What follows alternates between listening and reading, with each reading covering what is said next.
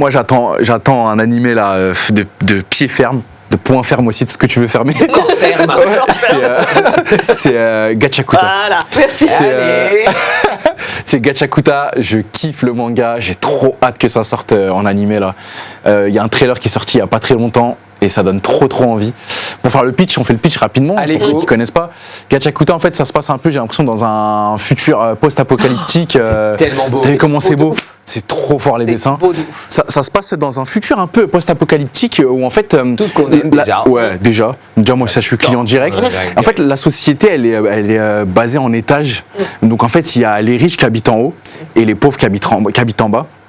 Et en fait, on est dans une société où les riches, en fait, même dans notre société aussi, c'est actuel, ils jettent tout ce qu'ils ont plus besoin. Même, donc en fait, du mobilier, des bijoux, ce que tu veux, ils en ont plus besoin, donc en fait, ils les jettent.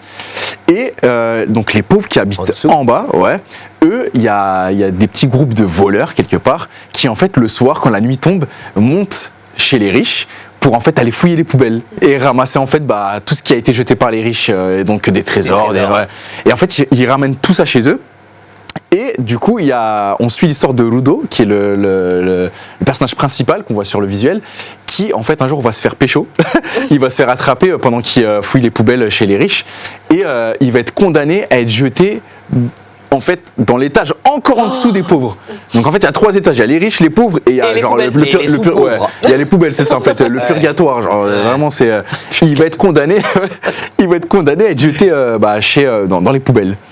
Et il va se rendre compte qu'en fait, dans ce monde des poubelles, il y a de la vie, donc il y a des gens. Il y a aussi des créatures, des monstres qui vivent. Et il va se retrouver en fait à travailler, à rejoindre un groupe qui s'occupe justement de terrasser ces monstres-là. Et en fait, lui, son objectif, il se dit, je veux remonter dans mon monde à moi, je veux remonter là-haut.